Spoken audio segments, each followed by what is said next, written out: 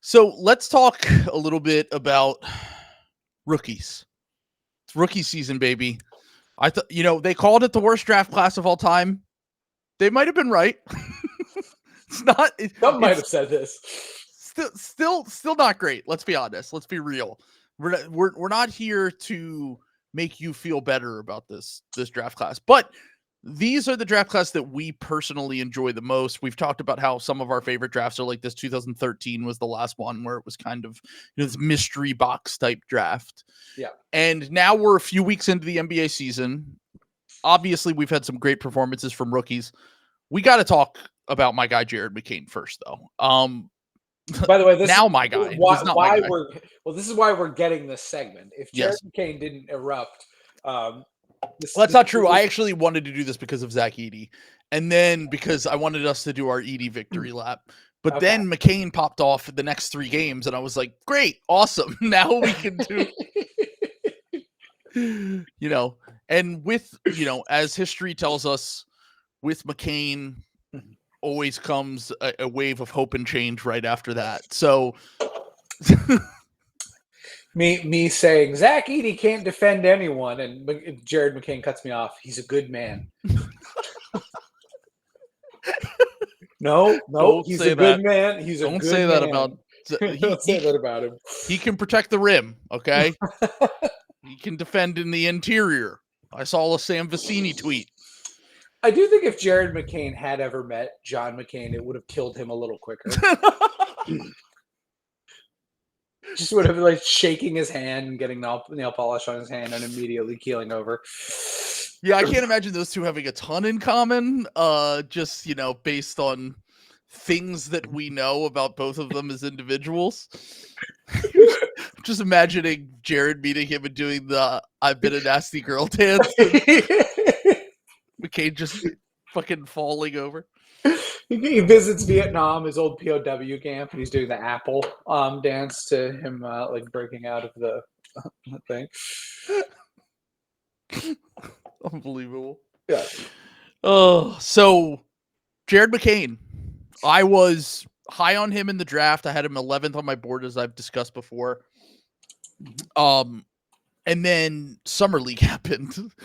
And it's actually really funny because the more I watch Jared McCain, the more he reminds me of a few guys who actually struggled at Summer League. Pods was the most recent example of this, probably at last Summer League, where these guys that aren't really like, they're generally undersized. They're not explosive athletes. They're kind of guys that play with like pace and feel, tend to struggle in those kind of environments. And then that crossed over into the preseason with McCain. And the alarm bells were going off for me, where I was just like, I think he might just be too small and unathletic.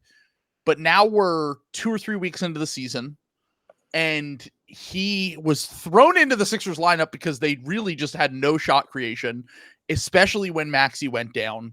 And he was thrown in on the fact that Eric Gordon is basically unplayable. Kyle Lowry is 75 years old, and the Sixers needed some kind of boost.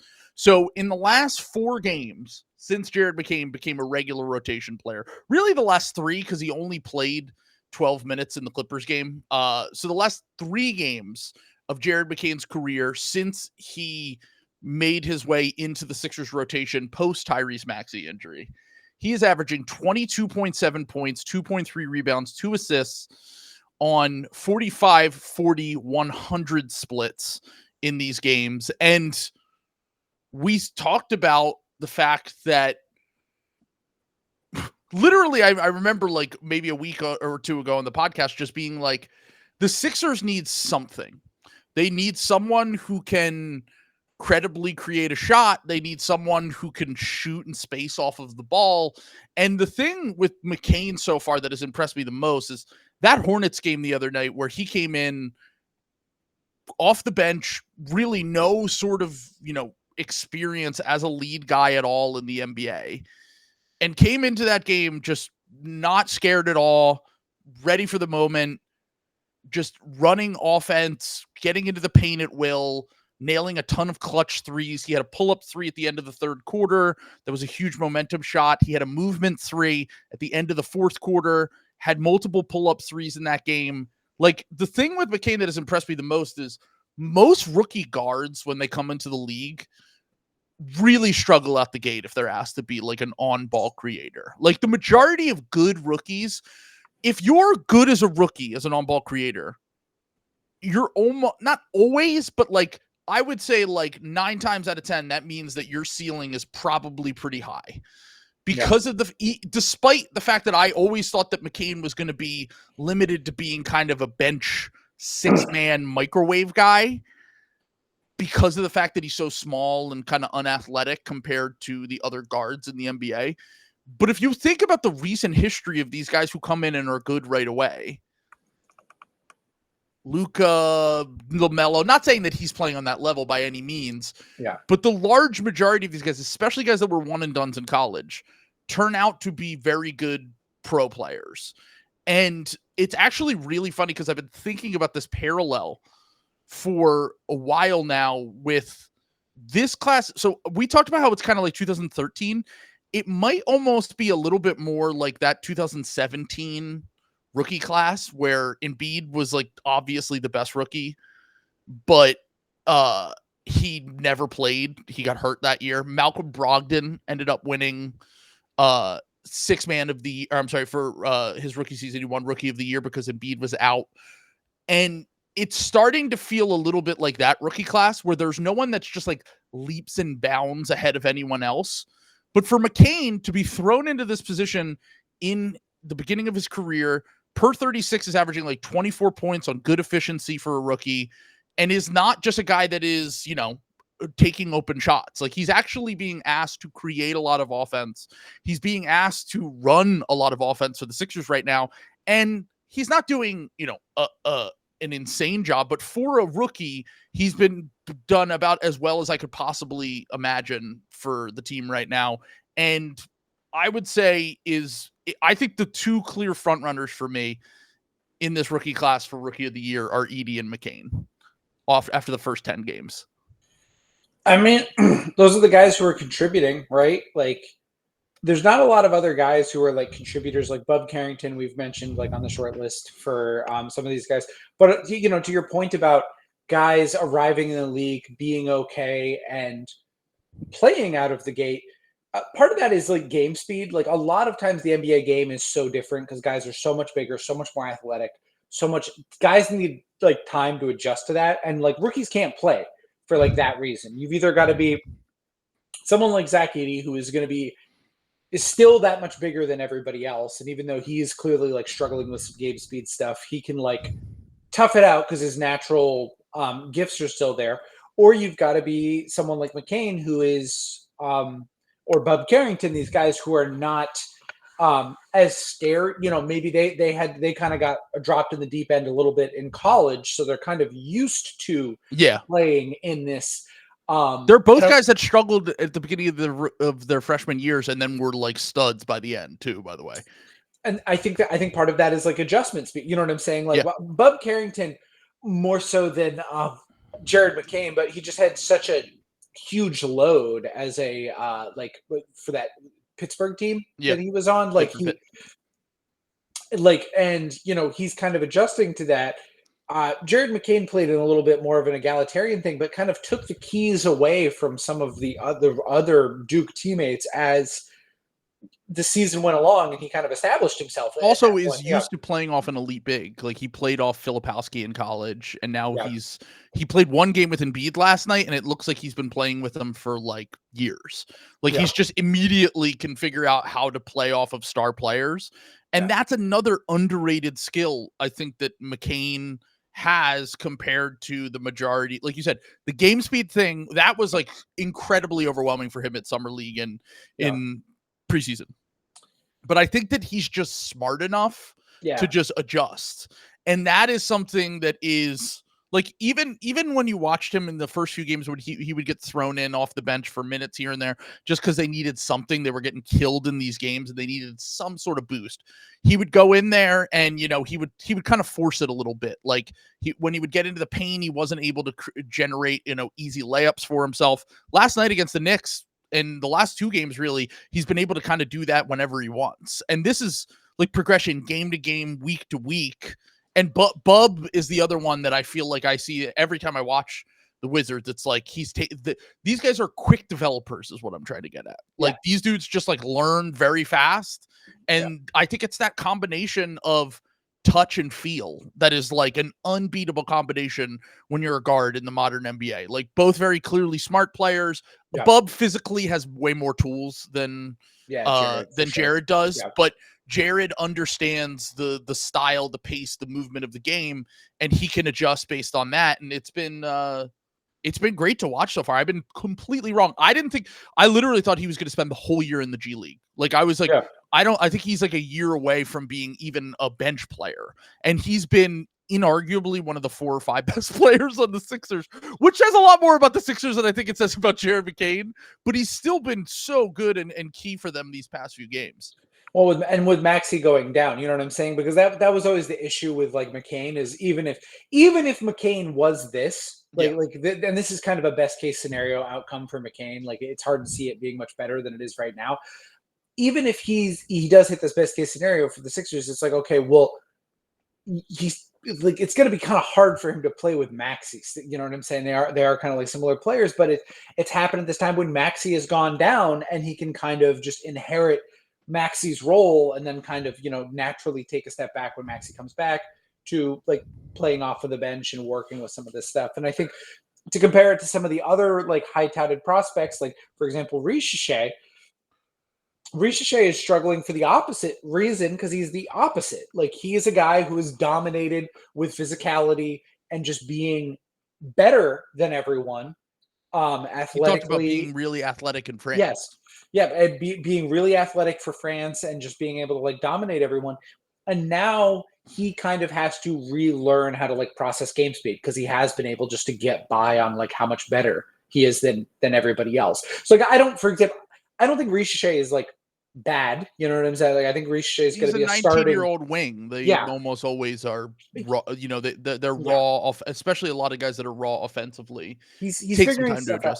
He's figuring stuff out. I think he's going to be a pretty comfortable like NBA starter with like a little bit of upside, but when it's all said and done, but just like these guards are much like stronger than him, and then just Zach Edey is just ready to play. So it is really funny looking at this top of this class with Ricochet and Sar. And even if you want to accept the French guys, if you want to expand that down to Tidjane Saloon, right? They all move very weird. Like it doesn't look natural, especially Saloon. When I was watching that Hornets game the other day, it felt like he was running for the first time when I was watching. But that is this draft being the way that it was. All of those guys going in the top 6, even if I didn't agree with all of them to the fullest extent, it makes sense for a draft like this where you're just like, who fucking knows? Like right now we're talking about the 2 best players so far production-wise from this class are Zach Edey, who, we could have seen that coming, especially with the offense. Like we talked about why we liked Edey so much in this draft, but also like is against the grain for sure. Like I don't think that anyone thought that he would be a year ago, if you had asked me, I thought he would have been a 2nd-round pick. But because of the nature of this draft, because of where he ended up going, the situation he was dropped into, and then McCain too, like a complete opposite side of the spectrum from Edey, where he has like no physical tools or advantages that you usually would ask for from a lead creator guard. And he's been thrown on to, an underperforming team, but a good team in hopefully over the course of the season, and is contributing already. Like you can see why this draft was so hard to evaluate and why the guys that went in that 1, 2, 3, that's up to that 6 range were all very toolsy. Were all very, except for Reed, really, they were all very toolsy. They were all very, kind of upside swing type guys. And I'm looking, the more that I look at this draft, the more I'm just like kind of blown away by the fact that I think we're going to end up getting a lot more it's going to be more long-term in terms of like, we'll get a few guys. I think I've talked about the fact that like we're probably 2 or 3 years away from some of these guys really popping, but I think that we're, like we said, like I still think it will be a bad draft compared to your average draft or even an above average good draft. Yeah. But it's pretty clear that there are a handful of guys that can just play in the NBA. And I think that right now, that's why you're getting guys like Edey. I mean, Edey, the last few games, we talked about McCain for a little bit. Let's talk about Edey. Edey, the last few games after, I would say a slow start to his NBA career. It felt like defensively he was not going to be able to hang. The last 4 games, do you want to guess what Zach Edey's true shooting percentage is the last 4 games? Let's say, I'm going to guess it's 71%. 77% true shooting the last 4 games. And it's funny watching Edey and just realizing that they are finally realizing that he's massive and he can just get whatever he would like inside whenever he is given the opportunity, and like having serious size advantages over some of these other teams.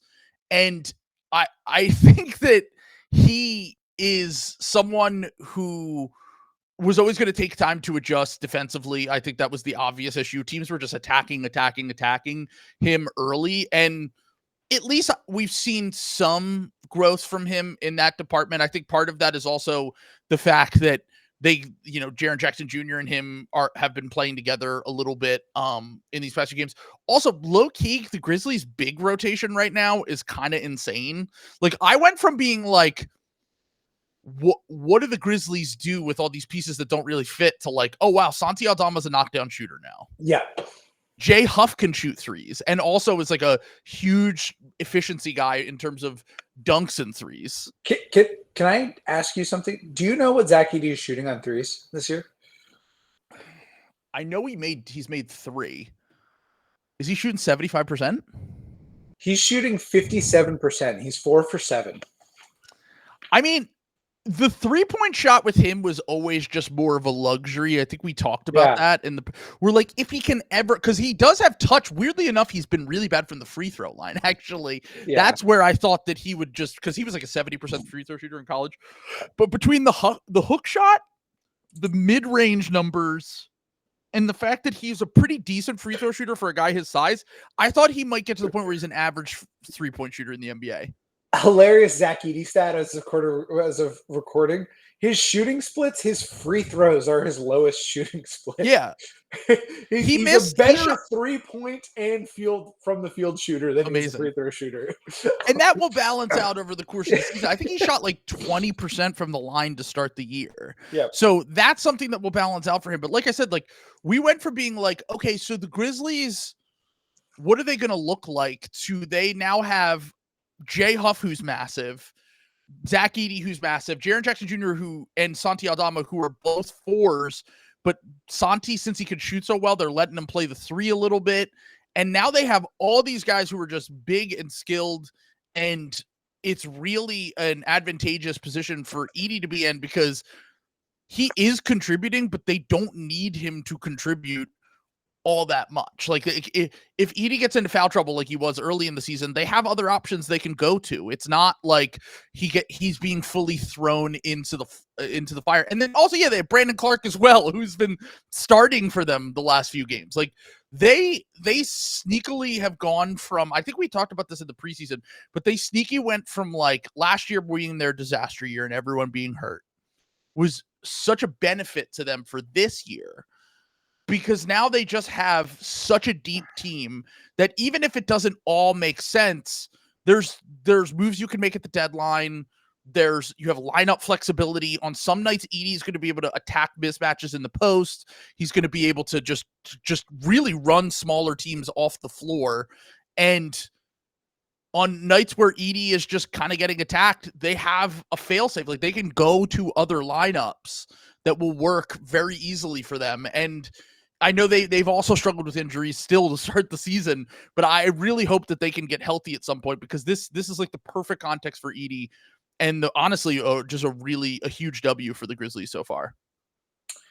Yeah, I mean, we we loved Edey coming out of that draft. We love Zach Edey, don't we, folks? We love Zach Edey. I mean, like, look, the eye test can still be pretty rough with like Zach Edey, and like, you know, there are contexts where he's gonna struggle. I think defending in space is always going to be like tough for him.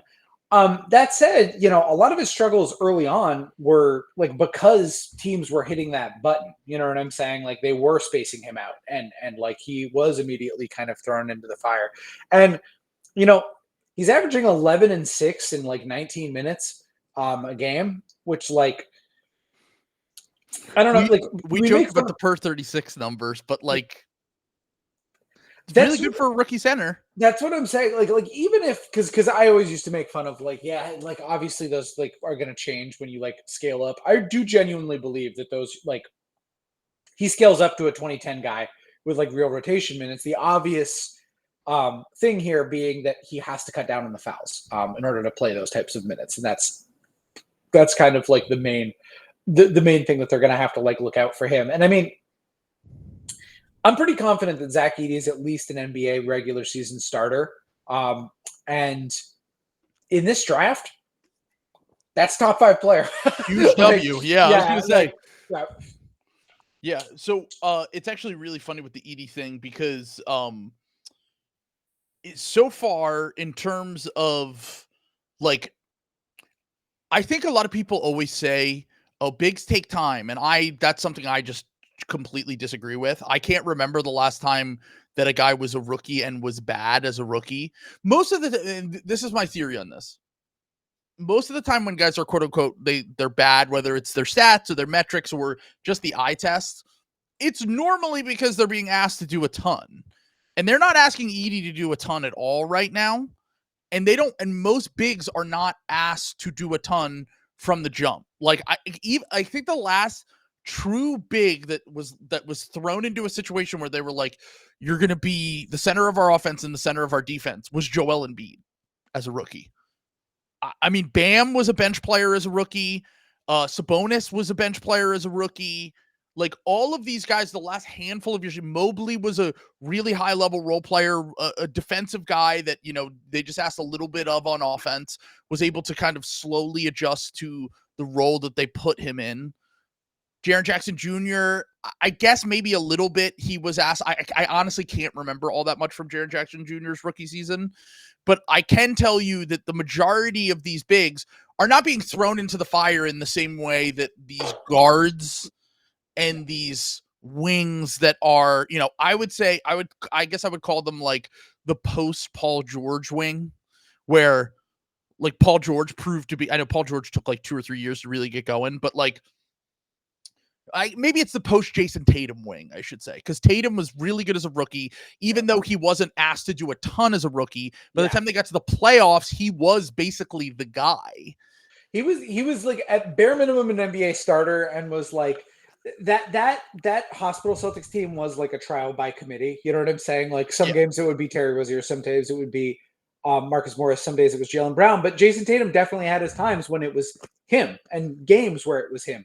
Like he showed some of that capacity, and I think that maybe that's what you're getting at with some of these wings, is that like the large majority of them are not Jason Tatum, is what I'm trying to say. Like even Brandon Miller was like 2 years older than Jason Tatum when he was a rookie. Like 19-year-old wings when they come into the NBA almost always suck.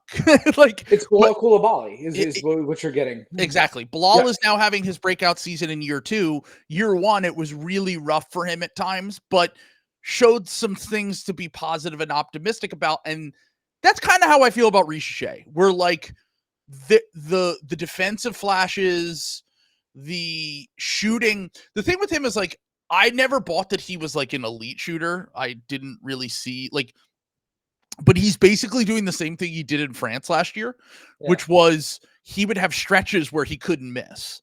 Yeah.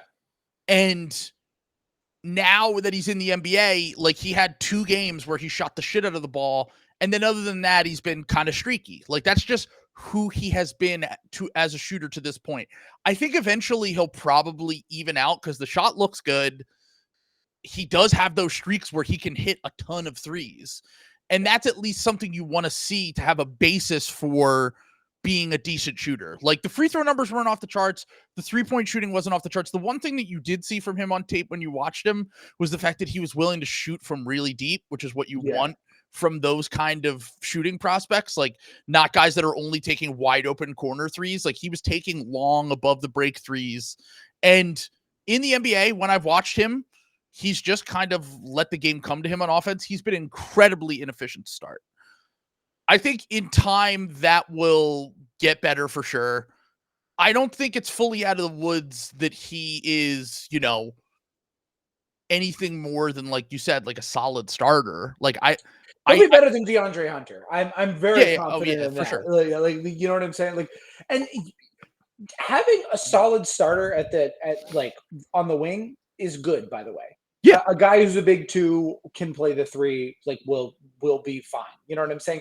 And he like knows how to play the game. He's just got to he's got to adjust to the game speed a little bit. Like he's doing the right things, but just like, and like the shot is like, you can tell he's rushed on shots. You know what I'm saying? Like the game speed is kind of, he has to kind of like adjust to that, and I think it's affecting his shot. I think I think Riche is going to be a very solid pro in his second year. I just think that he's probably going to have to take his lumps a little bit. Well, it is really funny because the first week out the gate, I was like, ugh. Yeah, some of these numbers offensively. And then he scored 33 points against the Knicks, or 35 points. I think the most of any rookie so far this year. And you go, okay, patience. It was always going to be long-term with him. He was always going to struggle offensively as a rookie. Now, if he's still looking like this in March and Trae Young is playing a lot and simplifying the game for him, I know Trae Young didn't play last night when they beat the Celtics, but like, you're put into a context where you really should be, by the end of your rookie year, you should at least be a neutral offensive rookie, I would say. Like, I would say that you should be in a, like, positive assist to turnover ratio, which I think he has right now. It's like a slight positive assist to turnover ratio. Making your open threes, maybe getting that number up, to maybe 36% from 3. Yeah. Usually have the weakest perimeter or the weaker perimeter assignment because you're playing with Dyson Daniels. So like you that makes things like a little bit easier for him. I think he's going to be good. I think he'll be fine. I think that people are always going to want more from him because he was the number 1 pick, but that was just the nature of this draft. I feel like we all knew what he was going to be. You know what I'm saying? Like it's, and if the Hawks, by the way, if the Hawks correctly identified that nobody is better than an NBA starter, there's no all-stars in this draft. Well, I want to ask you a question. Yes. Let's just say the top 5, because I think once you get to Tidjon Saloon, it's really just like a crapshoot on who you would have drafted. Is there anyone, if you could go back to draft night right now, is there anyone of that top 5 that you would select over Riche? As the Hawks. I still probably would have taken Klingon. I'm going to be honest. But he was 7. So, I guess that is different because Klingon was in the mix. Yeah. That's the difference, is that Klingon fell to 6 he fell to 7. Yeah. Yeah. Yeah. I don't know. Man, maybe that's wrong. I still probably would have taken Klingon. I don't know. Like, I would like to say Reed, but Reed hasn't shown me anything. You know what I'm saying? Like, so they haven't really trusted him at all. Yeah. And he's not safer. He plays a more attackable position than Riche. He has a much lower floor than Riche, so I don't know. Sar, I've come around on hating Sar. I've watched a couple of games where it's he played bad, don't get me wrong, but I get it. You know what I'm saying? I watch him on the floor. I'm like, okay, there's a pathway. It's not like watching James Wiseman. You know what I'm saying? Where I was watching James Wiseman, I'm like, there's no chance here of anything. In transition, I agree. Because he can get the ball. He can run the floor. He can handle the ball great for a big. He can pass a little bit. The scoring for me is just if he can't shoot, and this was the thing that I always worried about him in the process was, if he can't shoot, what can he do offensively? Yeah. Because he's shooting 30% from the floor right now as a big. He's shooting in the teens from 3.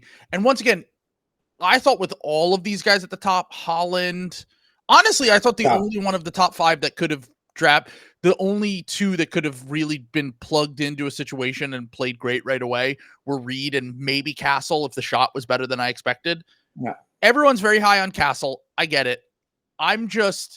If I'm drafting a guard and they can't shoot, and Castle has still shown the shot looks fine, but he's shown no ability that he can actually shoot other than some random, like I think last night he made like 2 threes.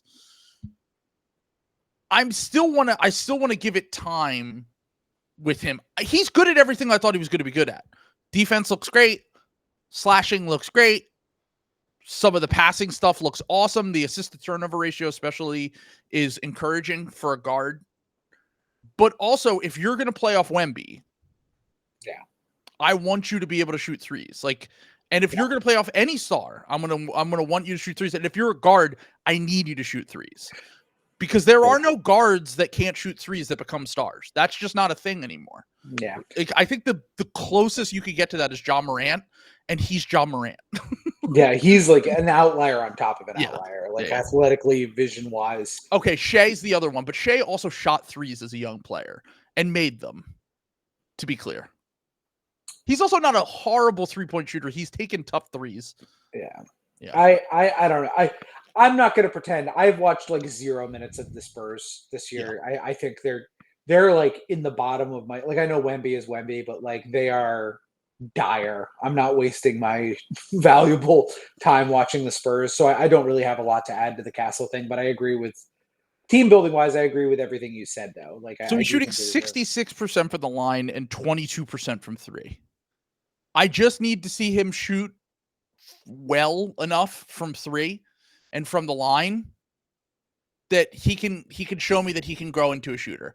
Because they're just if you're taking him with the idea that he's going to be a star, the shooting has to come along. Where did they draft him? 9? 8? 4. Wait, they drafted him 4th? He traded away the Rob Dillingham pick, yeah. Castle was the 4th. Oh, they traded up. That's what they did. Okay. No. Wait. They had the 4th and the 8th pick in the draft. From the Jakob Poeltl trade, they had the 8th pick, and their own pick was the 4th. It wasn't the Rob pick. They drafted Castle 4th overall. What? I memory hold that. I thought they a lot of people memory hold the Tidjane Saloon pick. To be honest with you, I remember that because I was shocked because that was 6, right? They drafted him over fucking Klingon, which I remember. Yeah, they drafted him over Klingon. They drafted him over a ton of guys that I would have taken before Tidjane Saloon. But yeah, the Castle was 4. And that's why I said if there's anyone from this top group. Now look, you can't go Reed based on production. I still think Reed long term, he would be the guy that I would want. Just in terms of, I know he hasn't shown anything, so I can't really have anything to go based on in the NBA. But I believe in Reed long term, and I hope that he gets the opportunity at some point this year. Amen Thompson didn't play to start his year last year with the Rockets. Udoka's kind of a boomer when it comes to playing rookies, especially rookies that are going to struggle on defense early, which I think Reed, that was always the case with him. And look, if you're going to build around Trae Young, maybe Riche was the right pick to make there. Yeah. I want to talk about the Washington guys for a little bit because, once again, Sar's defense looks great at times. Yeah. Transition offense looks pretty good. The half-court shit is really where I'm like, this is what I always worried about. I had him very high on my board, and I slowly dropped him down. By the time we got to draft night, I had him number 5 on my board. And my thing about him is just that. But the thing that the Wizards can look forward to is the fact that they might have gotten a top 4 or 5 guy in this draft with Bub at the end of the lottery with that pick that they traded in the Denny Avdia trade. And Denny's had a struggled start with the Blazers so far.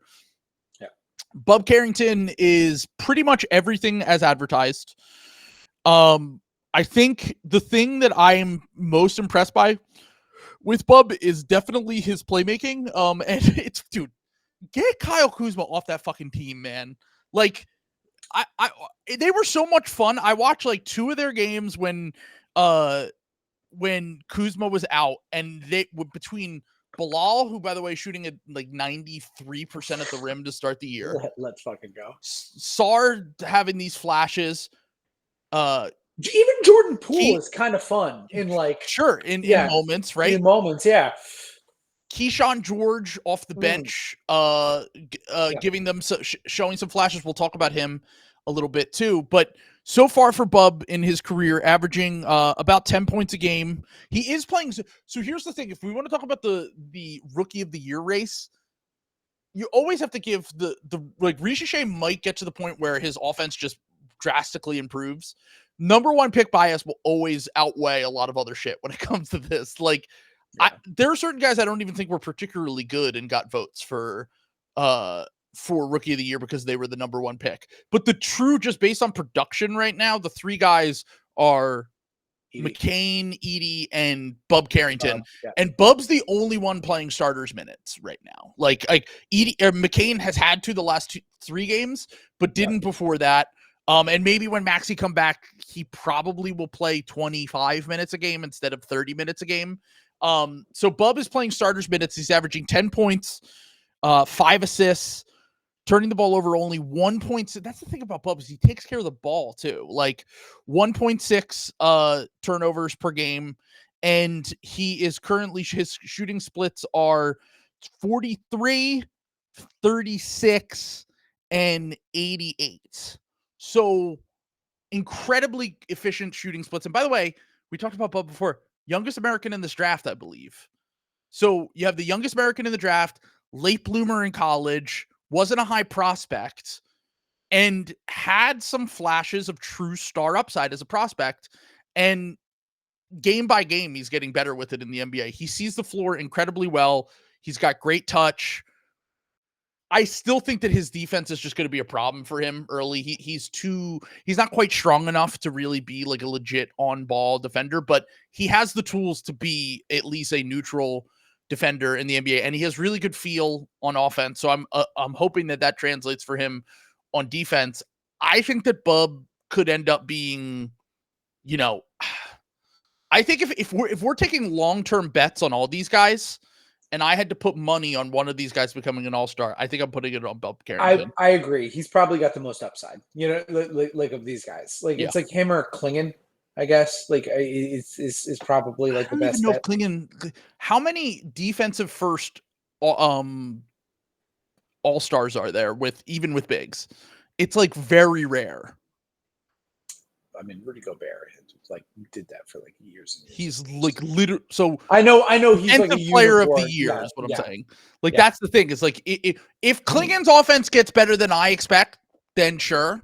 Yeah. But I just think I think more of him. He might be one of those guys where I'd rather have him than an all-star. Yeah. But if we're talking pure all-star conversation, but yes, all-star level player, fine. You might be able to sell me on that. I just think we are kind of coming back to like bigs in a certain way because like once the MVP like trio of guys like kind of ages out, and we're like staring down the barrel of that soon, like just because Embiid's injuries, Embiid's in his son's era, according to Bill Simmons, son Shaq era for one game. Yeah, that's a little premature, but Joel does have his injuries. Sure. Jokic could just ride off into the sunset to go race horses like at literally any time. And Dame might have Giannis assassinated. So like there's like any of this could be taken out all on the table. This is all on the table that those guys like after those round of centers guys, every center is a flawed. Like we've kind of forgotten about that position because we've had a generational run of like unreal bigs.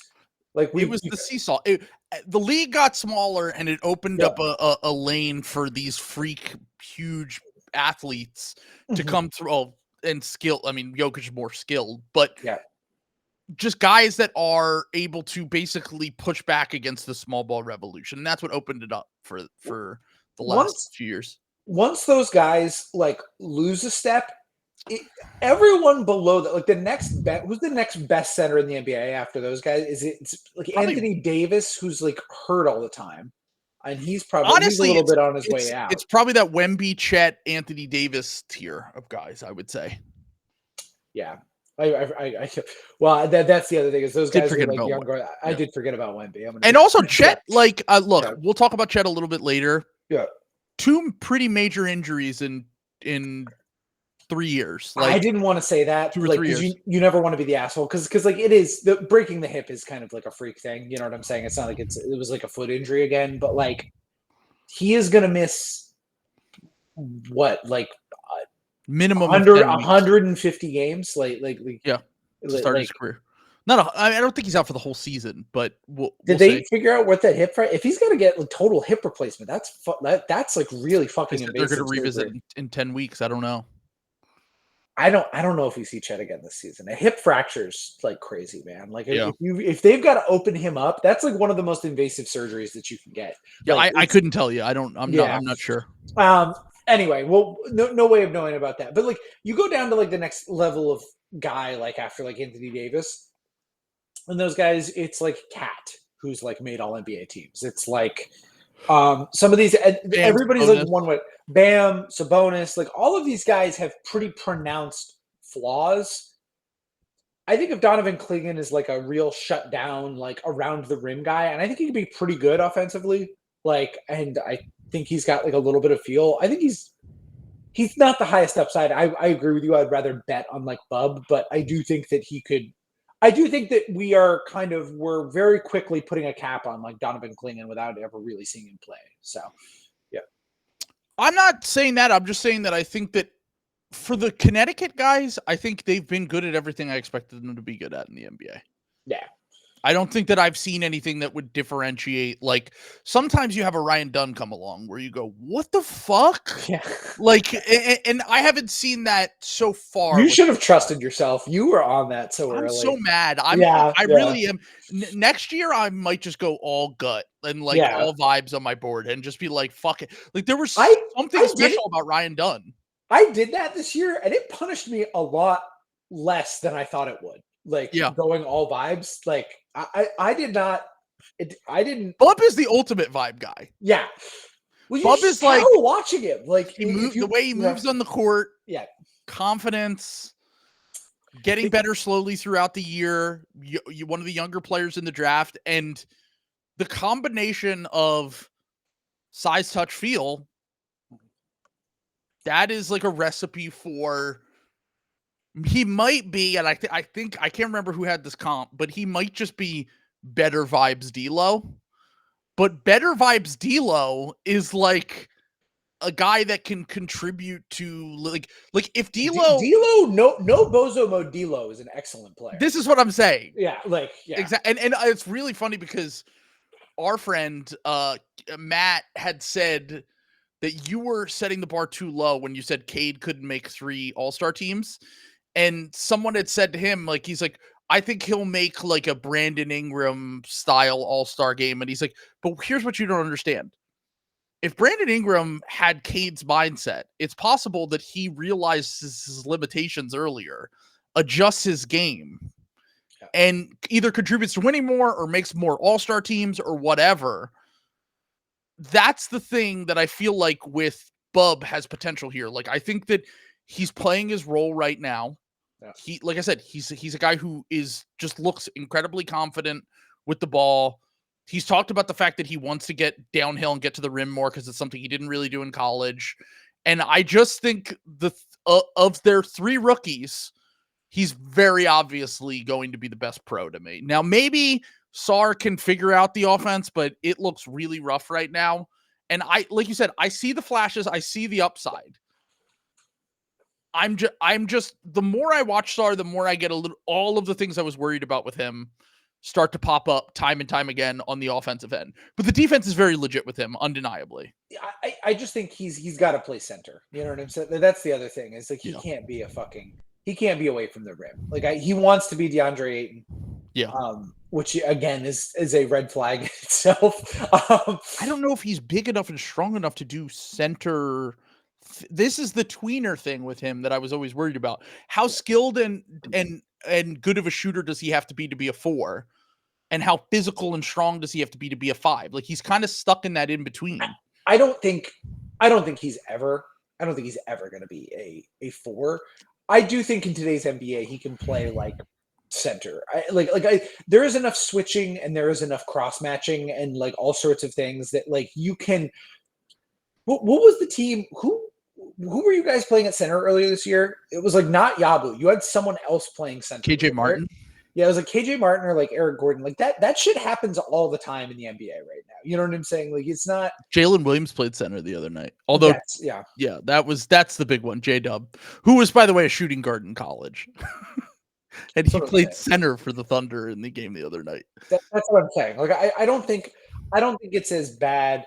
I think you want to have different looks. You know what I'm saying? Like you want to have, for example, I mean, the Wizards are not built for postseason success, but like you do want to have a guy like Jonas Valanciunas. You know what I'm saying? That was my thing with the Thunder last year. Is they only had one look with Chet. Like I wanted them to get the Isaiah Hartenstein. I want them to get the Bruiser. Same thing with the Grizzlies. I wanted them to get somebody who could rebound and could like do some of these things. Like I think it's okay to have guys who play small center, who play the Anthony Davis style center. You need to have a big with a different skill set somewhere on the roster to kind of swap them out and adjust accordingly. So that's the thing that is really unfortunate about the Chet injury too, is that if they had Hartenstein, he's probably not even the one making that rotation.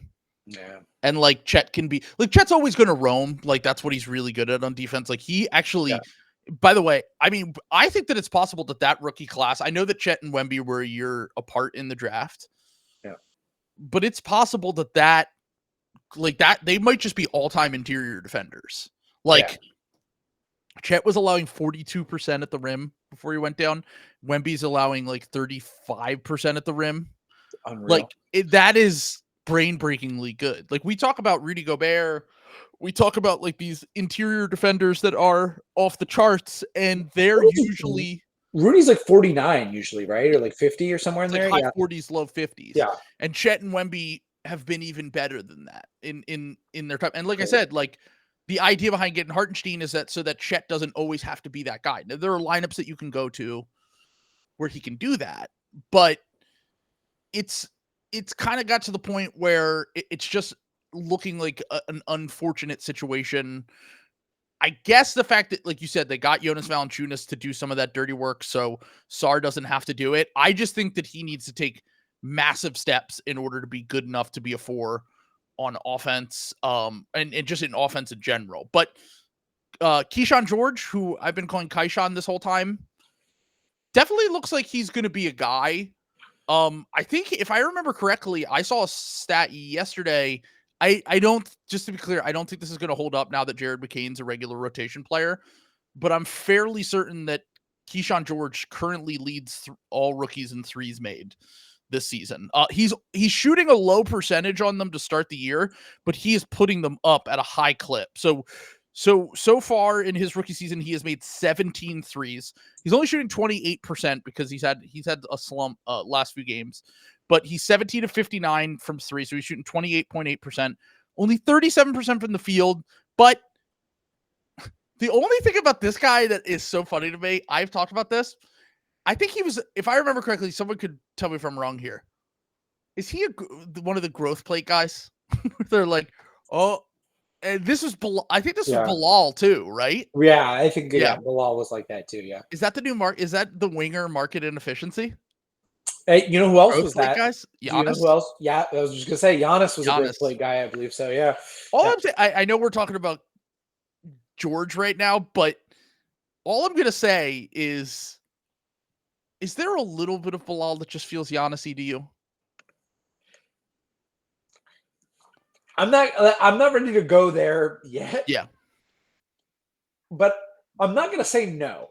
Because I got dragged by Hooper Twitter yesterday for saying I would take him over Brandon Miller in a redraft. He's shooting 90% at the rim. Yeah. He's growing. Yeah. He's 20. Yeah. He looks like he can run a pick and roll. Like he can, like, he's a good passer. He can pass. That's insane. That's the one. Like the passing, I did not. That I like wasn't. I'd watched him a little bit last year. He had a little bit of that. That's way better. He's got so much better at the passing this year. Maybe French Kawhi is the better comp. Yeah. I'm not to say that he is Kawhi, but to say outlier development, a guy who was seen as when we talked about him in the draft, it was like he's going to be a defensive energy guy who the offense is probably going to come around eventually. I didn't even put him on my board because I didn't know what to do with him.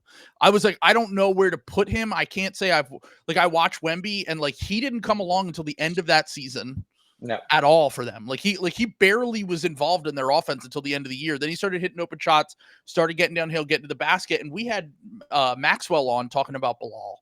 Yeah. And he was like, I see real long-term upside with him because of his age, because of the fact that he keeps growing, because of the fact that like his worst case scenario is like a Swiss Army knife defender who can hit shots and finish plays. But I remember my big pause with him was, is he a Wemby merchant? Like that was like a genuine question that like I had. And I like watched him enough. I don't remember where I had him on that board, but like I don't think I had him like that low. I think he went higher in real life than he went on my board, but like he went 7 in that draft. He went 7. Yeah. I think he went 7 in that draft, and I think that was a little high for where I had him. But like, he was like, I think he was like on my short list. But this is part of it, right? Like whenever you have a guy who plays the wing, and if he has a chance to be an NBA starter, take that guy way before you get to your bigs and everybody else and all that other stuff. Because if those guys, if this hits, he is one of the most valuable players in the NBA now. Like with some of this, like if he just happens to. Also, I was just thinking about this the other day. Derrick Jones Jr. has had like a career revitalization the last year or two. Derrick Jones Jr. Yeah. So. That is so rare for like we see it every year with guards and bigs. Yeah. That is so rare with wings. Like I feel like it really doesn't happen all that often because of what you're talking about right now. Where one, teams don't give up on wings as easily because they take longer to develop generally. And two, there's just so few good wings that when you get one, you don't want to let him go. It's very rare that a guy has like a career like even Kelly Oubre last year, like now all of his flaws are showing on the Sixers and like why he was available for the veterans minimum, despite being like really athletic and like getting steals and dunks and all that shit. Like there's just a large amount of flaws in his game. And it feels like that rare, like the Ty Jerome thing happening right now. Yeah. Like the best example you get of that is like Cam Reddish playing 20 minutes a game for the Lakers. Like it's very, very rare that you get the Derrick Jones Jr. thing. And that all just comes back to the wing scarcity thing and why you should probably draft those guys fairly high, even if if you think that they can project to be starters, because there could always be more upside too. By the way, I had Bilal 25th on my board. So incorrect memory on my part. That's tough. Did have Pod 6 and Trace Jackson Davis 17 though, so not bad. Although Pods is shooting like 15% from 3 to start the year. A little worried about that, but he'll be fine. Still huge plus minus swing. Me doing the Trump. I didn't know that. I'm in a group chat with Q. I had no idea. Blue Jean baby. I think he's 21 years old. Like if I like a guy and they're 21 as a prospect, I go, okay, it's fine, give it time. But if I don't like the prospect, I'm like, he's a bust. our pal Q, who we are in group chats with, is probably like if you put an AI algorithm auto-generate a Warriors fan and their reactions to this season, he is the superlative of a like Warriors fan. Like he has Warriors derangement syndrome. He goes from being like Jim Park to like Steve Kerr's nephew, like just back and forth. Like, thank you for saying his nephew and not his son. Yeah, I would never. We don't bring up his name on the podcast. Yeah, we don't bring up why he did that. Yeah, but yeah, Kesan George at least looks like he's going to be the Wizards. Nailed this draft. Like I think he's more of a. I think Mateo's been saying this recently in the Discord that like he's probably just not athletic enough to be a full-time starting wing, but he's going to be probably a solid bench wing. They did the thing that I think is most important when you're developing young wings. They threw him in the fucking deep end. Like he is out there guarding like real NBA players like every night. And I think that's really going to help him. It's not like with like Romeo Langford and like some of these other like wing prospects who have not gotten a chance to play. Like being out there up against frontline guys, even when you're 19 years old, like he looks completely overwhelmed and he's like not up for it. But I think that really helps you adjust to the game speed and like become a pro much quicker. By the way, that is my biggest issue with George, is that everyone acts like he is like super young. He's not that young for a prospect. He is, I think he's already 21. Yeah. Like, once again, anyone who's good as a rookie or playable as a rookie, you're fine with. Like, I'm not saying, but the way that people talk about him, it's like he was Bilal's age last year. He turns 21 in 3 weeks or a month. I'm just putting that on the radar. He's still young enough that that shit doesn't really matter. Jared McCain's also 20 going on 21. Like, it's especially with the COVID one and done stuff, you get some weird stuff like that. And he also, I think he played professionally for a year before he played at Miami, if I remember correctly. But so all of these guys, the Wizards crushed this draft, it seems like. Sarr's still a question mark, but Bub is a huge hit. George looks like a playable wing that you got in the 20s. W's for them, for the Wizards so far, especially if Bilal's as good as we think Bilal is. Once again, I talked about this a little bit on the stream last night. Their net rating with both Kuzma and Poole on the bench over the last year and this year is a -3. When either of them play, it's a -10. And when both of them play together, it's a -12. So once you get Kuzma and then maybe Poole out the door later, and Bilal gets better and Bub gets better, and then they might add another top pick in this upcoming draft, they might be cooking with gas in Washington. Hello? Yeah, Mr. Winger. What's that? They wrote you off, but you didn't write back? That's so interesting. That's so interesting. I never doubted you, King. I never doubted you. One of the best front offices in the NBA. I'm just telling you, I'm eating good on the front offices I've picked as my front offices. Warriors, the nepotism front office, and the Wizards, they're the winger experiment. They're cooking. Now, honestly, the Edey trade at first, I was questioning it, but now that Bub looks and we always love Bub. That was we both had Bub top 7 on our board. I think I had him 7. Yeah, I had him 6. Yeah. If Denny turns out to be just a guy or like a solid player, then that's a coup. It's a coup. They got 2 first-round picks, and one is Bub, and I think has a good chance to be Rookie of the Year and potentially have star upside. There's a real fucking Denny might have helped them win games this year too, is another part of that. Because Denny was good for them last year. It's possible, yeah. And they I think on top of all of this, they might get the best player in the draft with that pick, which would be really brutal if you're Portland. Yep. But then again, we did just do a whole vamp spiel about how you have to identify wings and 3s and 4s. Yeah, you know what I'm saying? So I like the Denny trade for Portland still because I think it made sense. I understand if you believe. The only problem I have with Portland is that I don't believe in Scoot. Mm-hmm. And since I don't believe in Scoot, my approach to their roster might be a little bit different. Yeah. But also, the GM who drafted Scoot is not going to give up on Scoot after a year. Like, that's just absurd on its face. Well, now that he has the greatest center in the NBA, maybe Scoot will finally develop. Did you see Robert Williams? Time Lord? Did you see Robert Williams is so fucking back. I'm eating good on that too. Robert Williams, huge game. Corey Kispert, the best player on the Wizards with a -4 VORP. He's a -4 VORP? -0.4. Oh, okay. I was like, this early in the season? How is that even possible? He's under 50 true shooting, though. It's really bad. It's pretty dire. I have a question for you.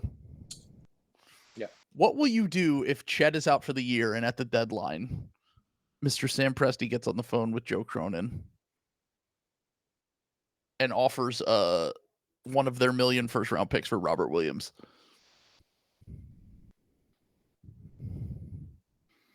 I might have to admit, Sam Presti is back. He's done a bad job. Yeah, very obviously. Yeah, he's living off goodwill. He might buy himself a little bit more. The other shoe is about to drop. By the way, are we sure the Thunder are going to be the 1 seed? Yeah, I think they are. Are we sure? When they still don't have Hartenstein. I'm just saying. They have like 9 good players. That was the thing. The reason why I always loved them as a regular season team, especially, was because it's like, oh, cool, one of their best players just went out. Whatever, just throw someone else out there. Yeah, that's why they're so like they're very good. Yeah. All right. Well, who else do you think could threaten them? I need to know now. Warriors. I'm so Warriors. I forgot about the Warriors. I'm so Warriors pilled, dude. I think they're the best team in the West. I did not think. I thought it was going to be so boring in the West. I thought we were going to watch like a slow Oklahoma City assassination of everyone. I genuinely think the Warriors can play with a lot of teams. Like they are surviving the small ball thing, and that is something that is like pretty easy to fix. They have a player who can be the best player on the court at any given time, which is a huge benefit. I'm laughing at someone saying Steph has Boston fans in hell. He does, dude. He owned us again. Like he's stamped. You know what I'm saying? Now that we've won a title, I can admit it. Like if the game the other night had happened, if we hadn't won the title in the game the other night, I would still be so mad. Like I would just be furying. There would be so much cope going on right now. Unfortunately, like Steph is tremendously him, and I think they've given him enough talent. Like you can get on Steph's back still and fucking go for this. Draymond, I thought Draymond would look more washed than he has been. He's still obviously taking a little bit of a step back, but he's like, he can still pass. He can still like find things. They've got his guys. Defense I mean, he's been the best defensive player in the league this year. It's like him, Wemby, or Chet. I was gonna say I do think Wemby's probably still a better defender, but he's up there. He's a defensive player of the year. Insane. Yeah, Draymond's nuts. Yeah, and they have the number 2 defense right now, number 1 defense. Yeah, number 2 defense with nobody over 6'10" on the roster. That is fucking crazy. That's Draymond. Yeah, Wiggins too. Wiggins having a bounce. Wiggins, yeah. Wiggins, yeah. Well, I'm big in on the war. I totally whiffed on that. I'm gonna eat crow. Like I've watched this team play. Steph could still get hurt is the obvious thing that would derail them, but I think they're really fucking good, and I think they are a legitimate championship threat this year. I think the preseason skepticism about the Warriors was basically a product of 2 things. Yeah. One, not you, because you don't believe this. The media still think Klay Thompson is good. Yeah. I think Will said that. Yeah. Will was like, the media thinks Klay Thompson rules still. And I'm like, Klay has been bad for 2 years. Yeah. So getting rid of him was always going to be a plus for them. Yeah. Replacing him with Buddy Hield as a facsimile of prime Klay, not as good as prime Klay, but a facsimile of that player. Yeah. Coupled with the fact that every other one of their signings was just a good player that will fit. Kyle Anderson, DeAnthony Melton, whatever. Yeah. The thing with the Warriors that I think why everyone was pushing back against them was everyone's just sick of them. Like they're like, oh, they're gonna do it again. Like, you know what I mean? Like, and one of the reasons I was more optimistic and I took their over was because I was like, I saw the Klay thing as a positive, and I always thought that if they underperformed this first half of the season, they could always make a move at the deadline. They're one of the teams that have a lot of tradable salary. They have picks, and now I'm kind of the point where I'm like, I don't even know if they're gonna make a trade. I don't think they should. Yeah. No, their team makes a lot of sense. Like, also, I'm sorry. Everyone has to apologize to Steve Kerr, dude. Steve Kerr's a good coach. Like, they play well without Steph. Like, I'm sorry. Like, at Jim Park, wrong. Everyone was wrong about fucking. Everyone acts like he's some sort of buffoon and doesn't know anything about ball. I'm like, Steve Kerr is a good coach. No, he was handed a mistake-proof. A baby-proof roster. They've done a great job building that team for sure. Yeah. But part of it was understanding what players work in Kerr's system. And that's why they're cooking. Like it's a two-way street. Like Kerr's going to look bad if you give him the wrong personnel. You know, the wrong personnel is not going to look great in Kerr's system, whatever. But if you have a GM and a front office who understands what players work well with Kerr, he's going to maximize the talent. It is like really funny how like the only Warriors rotation player I've like watched and been like, it's just coming. I actually think he's been turning it on recently, but a mind-blowing stat that someone sent me before yesterday. Now, it's so early in the season, you can't read into this too much. The Warriors are a plus 15 per 100 possessions in the minutes that Kuminga is on the bench. and like a +7 when he plays. So that's fine. Like that's like whatever. Like he's still good. In the minutes where just Steph plays with no Kuminga, they're a +23 per 100 possessions. And then the Kuminga minutes without Steph were positive too. So I think that it is this weird thing where like they kind of need that scorer rim pressure guy off the bench. They do. Yeah, I know you're right. But at the same time, he can't play in their system. Like he just doesn't. Everybody else is playing this process. very yeah. Everybody else is playing this very beautiful like Spursian like basketball move it. Like Draymond is such a hub. Like I always forget about that because they've been surrounded by stiffs for so long that when you put actually good players around fucking Draymond, he can just dime guys up everywhere. Like it's like they are so good. And Kuminga's the only guy who's like throwback to, I'm gonna out myself as an old Dunked On listener, the record scratch moments. Like he just has so many like record scratch moments versus like the offense where it's just like a sour note in the offensive flow. But as you point out, super Kelly Oubre, basically. Yeah. Who didn't work with the Warriors, but Kuminga's much more talented than him. Exactly. So he at least can, get by with some of the flaws and the lack of fit with the rest of the team in that system that they're trying to run. But everyone else seems to understand like that team just works really well together. But so just real quick, I want to wrap up the rookies thing before we talk about the injuries. Yves Missi, best defensive rookie, I think, by a mile. Also has a good chance to win Rookie of the Year, to be clear. The only thing I think that's going to hold Yves Missi back is probably the fact that New Orleans is going to be towards the bottom of the standings. And the last few years, you have to be on like a somewhat competitive team to win Rookie of the Year, except for Wemby. For some reason, Wemby was the exception. I think that everyone understood that by the end of the year, Wemby was that guy, and the rest of that team was just really bad. Yves Missi, because the Pelicans are kind of having this weird disaster from, disaster year, I think he should get benefit of the doubt because he's looked incredible. I mean, he's like new age Clint Capella. Like Clint Capella, if he was given a little bit more free reign, like he can get the ball and get downhill. Like he's not like a total reliant on playmaking, scoring, Harden, Trae Young type guy. Can I ask you something? I was trying to think about this with Yves Missi, like being like very, because I said before this draft, I actually liked all four of like the centers in this draft. It was Ware, Clingan, Edey, and I forgot, and Filipowski 5. Okay, I even like Filipowski too a little bit. Like, but I said I liked all of them. When was the last time like a center prospect like failed? I think you've got to go back like 4 years. Wiseman? Yeah. It's probably Wiseman, right? Yeah, it's got to be Wiseman. Well, outside of Wiseman though, like because Lively was good. Mark Williams gets hurt. Was good before he got hurt, but is good. Like, all right, I'm gonna pull up because 2020 we have actually because Okongwu for the 6th pick was disappointing, but has shown enough that he's like an NBA player. Noah Clowney is emerged as a real player for the Nets. Like I think he's a. I was just thinking lottery guys. I was thinking, not even lottery guys. Like I think first rounders. Like we're on kind of a streak. Kessler 22. Yeah, this also might be a product of the league starting to devalue bigs a little bit, and everyone getting kind of steals a little bit. Like Şengün was in the teens because of this. Yeah. I'm now looking at all of the bigs from the last few years. It is kind of true that the large majority of these guys, if they are getting drafted, really stand out above the rest for sure. Like I think Wiseman was the last high pick that everyone was universally like, he's not that guy. I can't think of a center being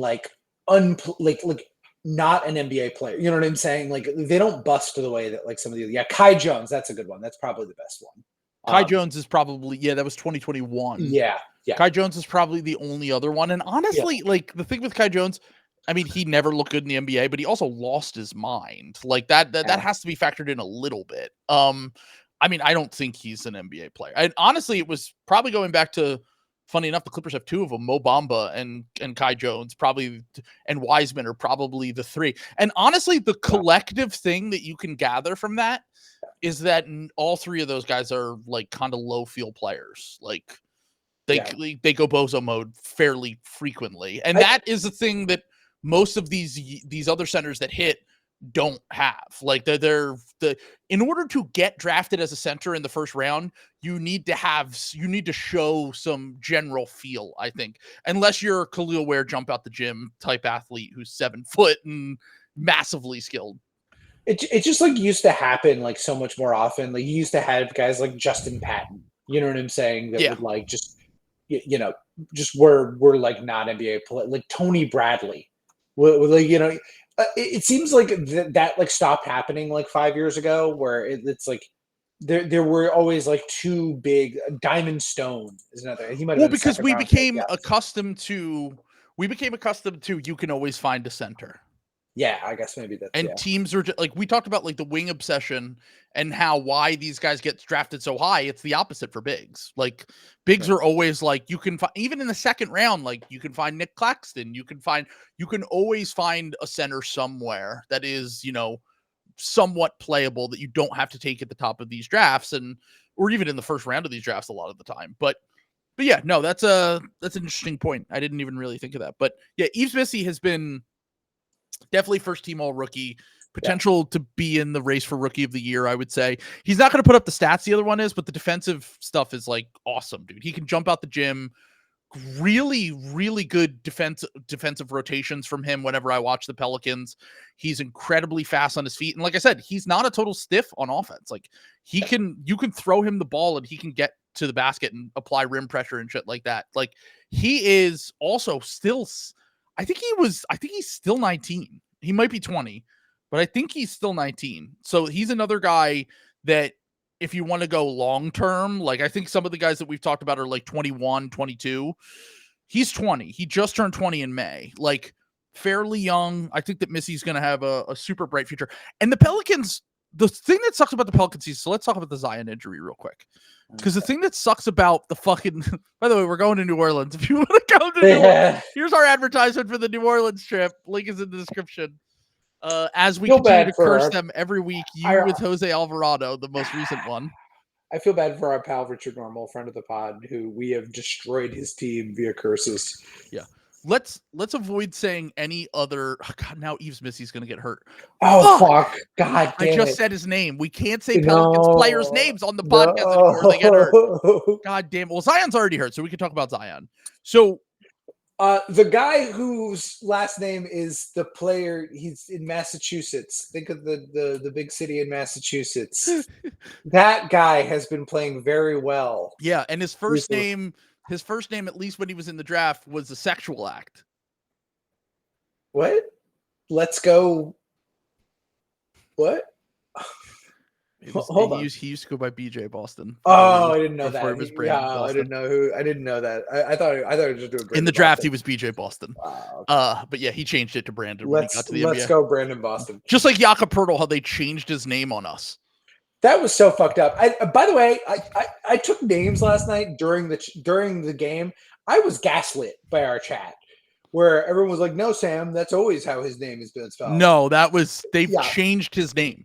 They have changed Jakob Poeltl. Stay woke. The powers that be have taken the E out of Jakob Poeltl's last name. They're using an O with an umlaut. This is the New World Order. This is the NWO has swooped into America. Yep. They've taken away our strong names, and they're using German letters like it's foul. POLTL. Yes. No E in there anymore. Jakob Poeltl is just no E anymore. No E. It's POLT.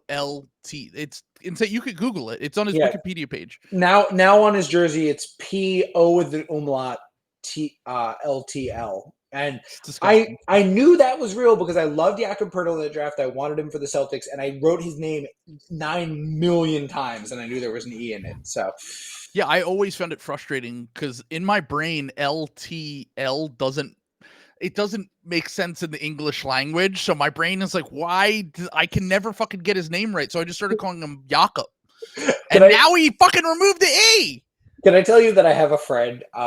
I'm not gonna say his name, but he this is like the opposite of like when your friends who read a lot mispronounce a word because they've only ever read it and they can't say it. Sure. This is the opposite of that. He watched a lot of Jakob. I don't know how he did this because his name is like literally written on the back of the jersey, but he was like typing in chat. He was spelling Jakob Pertl's last name Purdle, like puddle. Yeah, like Jakob Pertl. Yeah, it's the opposite of the Chouse Emeralds from Chaos. the Chaos Emeralds. Yeah, the Chows. Well, that was a little confusing because they called them the Chow. Yeah, I know. And then the Chow Chows, Garden and Sonic. I get it. I understand. They set us up for failure on that one. That one is on Sega. Yeah, I was gonna say.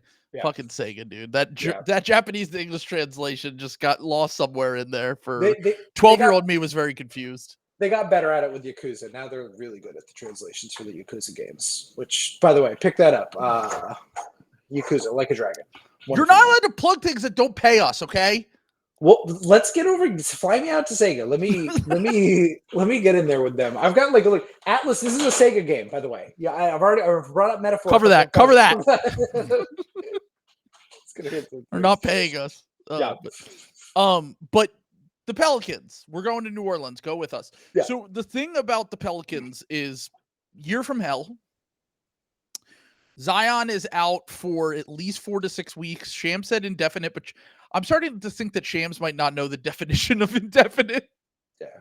Because he's out indefinitely, probably out 4 to 6 weeks. And I'm like, well, those are two different things. But it does sound like they're going to at least reevaluate him in 4 to 6 weeks. Yeah. Another hamstring injury for Zion, which that's why I'm worried about Maxey, to be honest, because the hamstring injuries we know every year there's one guy who gets a hamstring injury and he can never get over it, and it just affects him. It keeps popping up through the rest of the season. Zion had one last year. He's had multiple hamstring injuries in the past. The fucking curse of the Pelicans right now is that no one can stay fucking healthy. Now, the positive thing is that I'm not going to say his name, but promising young player from the Pelicans just returned to their lineup, and he's playing a big wing that can shoot threes, that plays for the Pelicans, is back.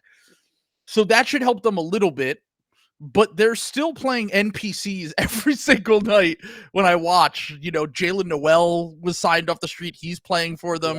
Yeah. Jeremiah Robinson Earl is playing for them. It's got to the point where I'm starting to think, do the Pelicans just go Grizzlies style from last year? And if because you look at their schedule, they might start this season 2-15. Like the Sixers could start 2-10, and I would be fucking worried. But one, they're in the East, which is just much easier to climb out of that hole. And two, their schedule gets really easy after the first 12 games. They have like 7 or 8 winnable games in like a stretch.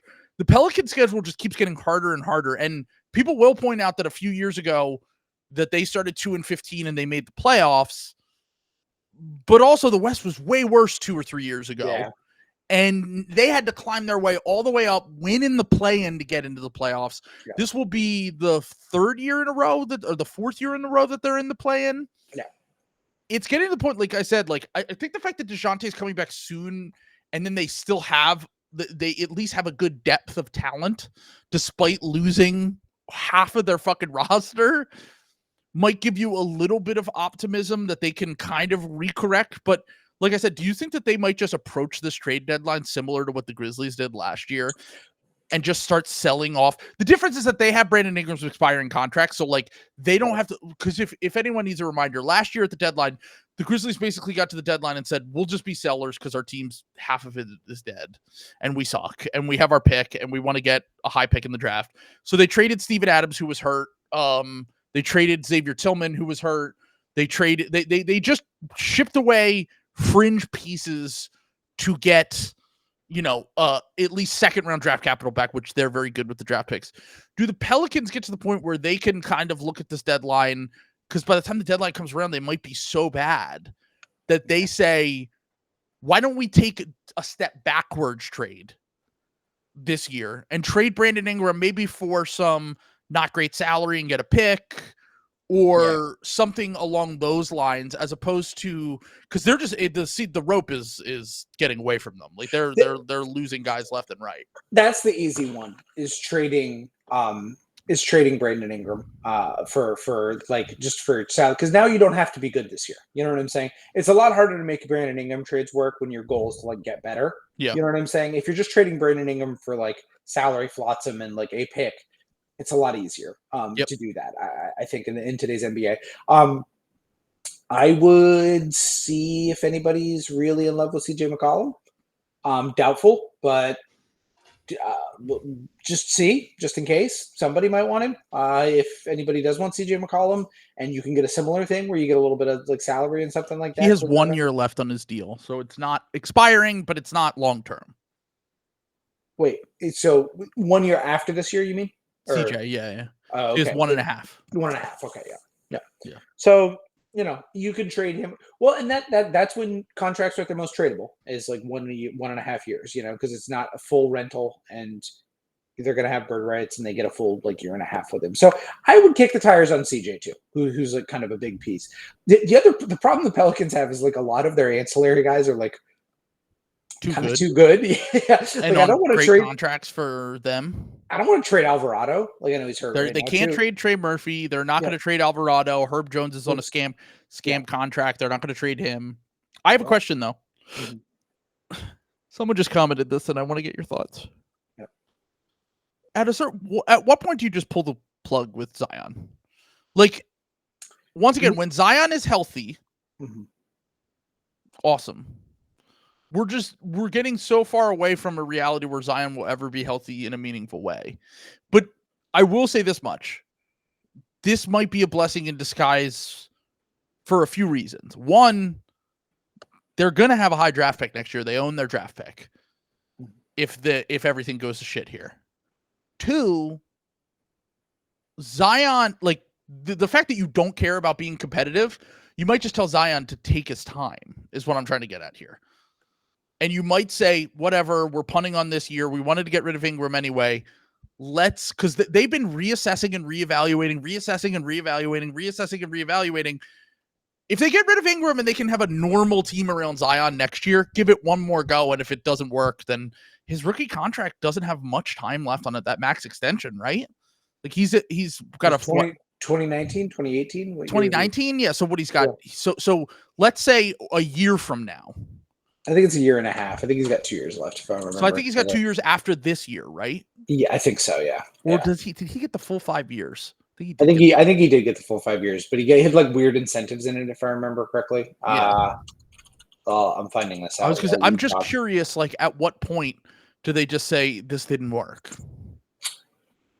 The thing is, it's still kind of a cheapo deal. Like, you know what I'm saying? Like, it is like $40 million. It's not going to be sounds insane, but that's so cheap for a max extension. It's $36 million. No, dude, actually, no. It's this year is the second year of his 5-year extension. So he's actually got 3 more years after this.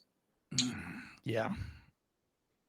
They're not going to trade him this next offseason because his value won't be any lower than next offseason if he misses like 30 games or 40 games this year. Yeah. I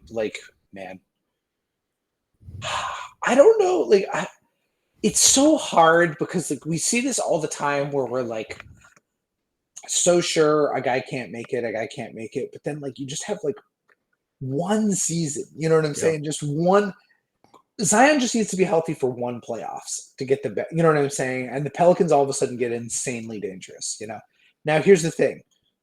Is that even possible? You know what I'm saying? Is that even possible for Zion to play like playoff minutes? Well, that's the thing I've been thinking about recently where like I've always said like what percentile of career is Embiid in right now, considering how his career started with the injuries. And I actually think with this recent Zion and Kawhi stuff, he's probably towards the top in terms of percentile outcomes for what his career could be. Because Zion has never played. How many times has Zion played 60 games in a season? Twice? I don't think ever. No, he did one season. I think it was his second year in the league. Because he missed like his whole first season. Is that? Oh, yeah, he did. Yeah, didn't play his third year. So he played 70. He played 70 last year. That's okay. crazy. So 2 years. So he's played 2 years. He's played over 60 games. 70, yeah, and then 61 is the first All-Star year in 2021. So God damn. It's really crazy because the hype coming out around Zion, and it's gone so back and forth. Like it's been really extreme ends of the spectrum, right? Yeah. Like you get like, will Zion ever play, to like, oh my God, Zion's an all NBA player at 20. I'm so sad he got hurt in that play-in game, dude. Like, that was the thing I was talking about. Because it does feel like the way that people talk about Zion is that he's this great what if, and in a way he is. But in another way, I'm like, I watched him be the best player on the court with Anthony Davis and LeBron James. And that was like not that long ago. You know what I'm saying? Like, and he got hurt in that same game, but that's the story of his career. It is like kind of insane because it's just tantalizing enough that I feel like I really don't think you can pull the plug. Like, you know what I'm saying? I think that what Richard said to us is 100% correct. Well, he will always have more value to the Pelicans than he has to any other team. That's true. Yeah. No one's giving up a star package for him. No one's like, the best case scenario that would be like you get like Zach LaVine for him. And like Zach's great. Like Zach's a really good player. Yeah, he's overpaid, but also like if you're in this situation that the Pelicans are in, you might not care about that anyway. But what if he goes to Chicago and he gets healthy? Like the downside is just like they're seeing a miniature version of this right now with Dyson Daniels. Where like they traded Dyson Daniels, by the way, also been pointed out to me by Andrew, who is going to be hosting us in New Orleans at Sports Drink. He said that Dyson Daniels could never stay healthy with the Pelicans. Immediately is healthy with the Hawks and looks awesome and is exactly what they wanted him to be. By the way, you know how many steals a game Dyson Daniels is averaging? 4, right? Almost 5. He's averaging 3.7 a game, and he has 6 per game over the last 3 games. Yeah, Skeets was saying that last night, like in the chat. Like it's just an unreal. He's like, I'm telling you, the offense. When I watched, like I didn't watch much of the game last night, but like obviously I was here. But the Dyson Daniels, like the other game against the Celtics, his offense looked pretty good. Like he's doing like, what is his points per game? Like 21 or something 14. Like that. He's averaging 14 points. 3 assists, 4 rebounds, 3.6 steals per game. He's averaging. This is a mind-blowing stat. He's playing starter minutes, 33 minutes a game. He's averaging more steals than personal fouls. That's insane. That is. I've never heard of that before. 3.6 steals, 2.9 personal fouls. And by the way, guarding the Tatums, the best player on the other team, Tyrese Maxey. I'm so annoyed. I gave up at the exact wrong time on him. I'm so mad at myself. And once again, it is kind of in this. They're in this space right now where, like, wait, did you see what Beanie just put in the chat? He has as many deflections as the second and third players combined. I mean, I might have undersold him when I said he could be Alex Caruso. Yeah, like I thought huge. I mean, he's big. He's 3 inches taller than Alex Caruso, and his wingspan is nuts too. Right? Yeah. Isn't his wingspan like 7 feet, or am I making that up? No, he's. I mean, that is just so brutal to trade that guy for DeJounte Murray, who never gets hurt, by the way. DeJounte never gets hurt. Yeah, no, that's. And then he immediately gets hurt on the Pelicans, and then it's the reverse injury. Like, from what I understand, they fired their whole medical staff. They brought in a new medical staff in 2019. They fired them a year ago. I was talking to Andrew about this earlier, and he was like, I literally am starting to believe in like ghosts and witchcraft and stuff because of this, because there's no other explanation other than we're just fucking cursed. Like there's no way around this at this point, because the explanation between guys leaving and getting healthy and guys going there and getting hurt is like insane. It's like it's so shitty that this is like not happening to the Miami Heat. Is what I'm like finding out. Yeah, like if you're David Griffin, invest in human growth hormone. Yeah. It's very good for the body and for recovering from injuries. Okay, this is an insane stat that was sent to me by Andrew, who is a Pelicans and Saints fan. 16% of New Orleans professional athletes are currently out with hamstring issues between the Saints and the Pelicans. 16% of their roster are out with hamstring issues. Like that's not not real. Like that just mean what is there like a swamp goblin that goes around like reaching up into people's beds and like tugging on them a little bit, like loosening you up a little bit? The swamp, the bayou goblin, the bayou swamp goblin. Like if you're playing as Arthur Morgan in Red Dead Redemption 2, you know the Easter egg where you wander out into the swamp and the swamp goblin comes out and knocks you down a little bit. But unbelievable. But yeah, so the Pelicans, you know, what, like I said, might be a little bit of a disaster / gap year for them. Here's the upside if you're the Pelicans. Herb Jones is still really young. Trey Murphy's still really young. Okay. I know I'm not supposed to say their names. I'm sorry. Zion Williamson is still very young. Brandon Ingram is probably going to be traded sometime. And you can, like we said, it's easier to make that trade now when you don't have to win the trade on the day of the trade, right? You could basically do what the Hawks just did. Yeah. With DeJounte. You could do that style trade now where you get, okay, here's a prospect we like. And maybe you won't get 2 first-round picks for Brandon Ingram, but maybe a first-round pick and some bad salary for whoever. And then next year, that draft is fucking loaded. And you can potentially go into that draft with a really good young core still and add on to that while being, like, when healthy, a playoff-level team. That's the best-case scenario for the Pelicans, is that they exchange Ingram for a younger player they like, some bad salary. Yeah. They then move on to the draft next year. Maybe same thing with CJ, but I don't think you're going to get anything for CJ. Yeah, probably not. I think CJ is like a fine player. He just makes too much money. Yeah. And then on top of that, like going into the next draft with potentially, by the way, they also have, if the Bucks land at the top, they're not going to be in the top 4, but are you sure? I'm sure. I'm sure. I'm not saying this as a vote of confidence for the Bucks. I'm saying I don't think the Sixers or Bucks are going to be bottom 4 bad this season. I think for the Sixers, like the worst case scenario is they're like the 8th worst team, because then the Thunder get their pick. But the Bucks, like I don't think the Bucks are good. I'm not saying the Bucks are good. They're still going to win 30 games. Minimum. Okay.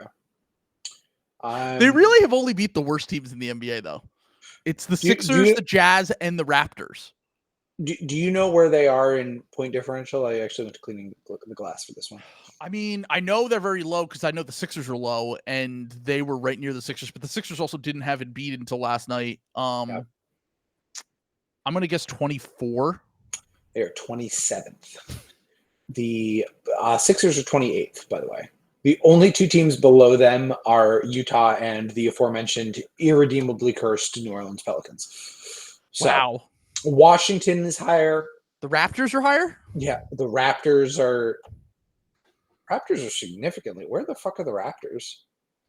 Wait, what the fuck? They forgot about the Raptors. Am I looking at the right thing? Yeah. Sam got duped. Did I get? Hold on. There's no way this is real. What the Raptors are? The Raptors have been removed from the NBA. We've gotten rid of the Raptors. Congrats. Oh, I'm sorry. I was looking at the wrong thing. Look, I'll tell you right now. Sorry, you were correct. They were 23rd. You were correct. I'm sorry. I was looking at the wrong thing. Okay, well, I have not great news for the Bucks because I actually just looked it up. Mm-hmm. Okay, this is the last 5 games. I was like, there's no way this is true. The last 5 games, the Bucks are only better than the Utah Jazz in point differential. The Sixers are ahead of them. The Raptors are ahead of them. The Portland Trailblazers, the Washington Wizards. On the season, it's not quite this bad, but for the last 5 games, it's not looking great. They're over. I'm sorry. I'm very confident. They're gonna be bad all year. Like, I don't disagree with that. They are going to be bad all year. Do you think their 20 wins bad though? They've won 3 games already. I know they're against the worst team. Here's the thing. The thing is, they can come up a little bit, and the league is going to be so middle jammed. Yeah. That they're still going to be ahead of. They're still going to be like behind most of the West teams. Like most of the West teams are like pretty good. You know what I'm saying? Even the ones that aren't even going to make the play-in are still going to win like 30 something games. Like right now, the Mavericks are the first spot not in the play-in, and they're 5-6. The Spurs are 5-6. Yeah, like the Kings are 6-5. The Timberwolves 6-5. Clippers 6-5. The only bad team that is currently leaning into the tank is the Jazz. Yes, like correct. Even the Wizards are like kind of competitive. The Wizards are like fun. You know what I'm saying? Like I think they're going to be bad with Kuzma and Poole, though. Yeah, they will be. Yeah, but you might have been cooking. Didn't you think the Pistons? You were higher on the Pistons before the year than I was. No, right? Like, no, I was not at all. Oh, okay. Maybe I said I thought they were going to be normal bad, but they're even better than I expect. They might make the play-in. That's kind of where I'm at. I love. Yeah. They're my team, dude. A lot of people pivoted last second, and I got lost behind this. Yeah, and was like, damn, I really might have missed the boat on that. But they're what, 5-7?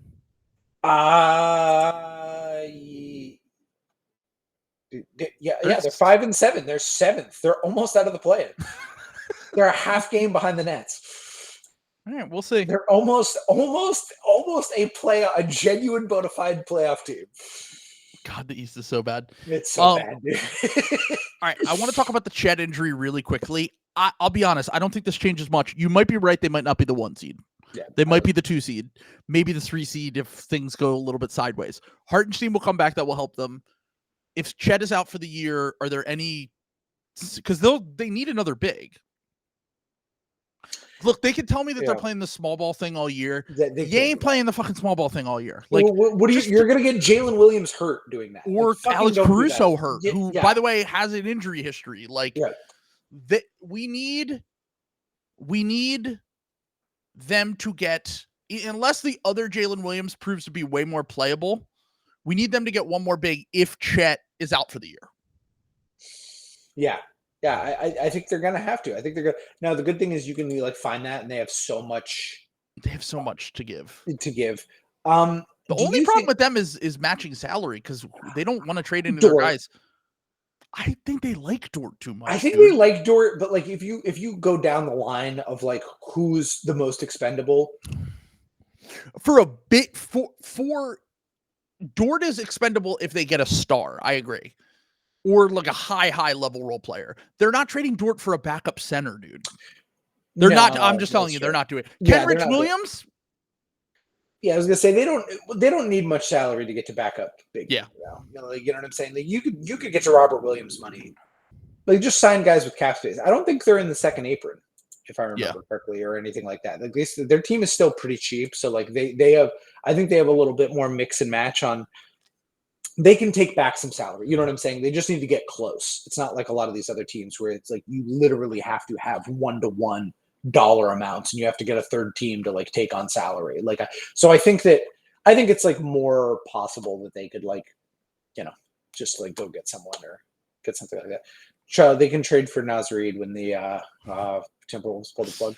I was going to say, well, unfortunately, the one team that might be selling, we just talked about the Pelicans, have no bigs other than Missi, who they're not trading. Like it doesn't really seem like a ton. Daniel Tice, you are Oklahoma City. I'm not even joking. He was someone I thought of. Yeah. But like as like he's a veterans minimum guy. Yeah. Like if you just need a body, I think Daniel Tice would be fine. Like we need someone who can play 12 minutes a game, 15 minutes a game, and by the way, can shoot a little bit, can pass a little bit, like fits well enough with what the Thunder want to do that it can get you by in the regular season. I think Tice is a good option. It's basically the former Celtics bigs. I was going to say, you have just described Xavier Tillman. Xavier Tillman, get ready to learn Oklahoma City Thunder, buddy.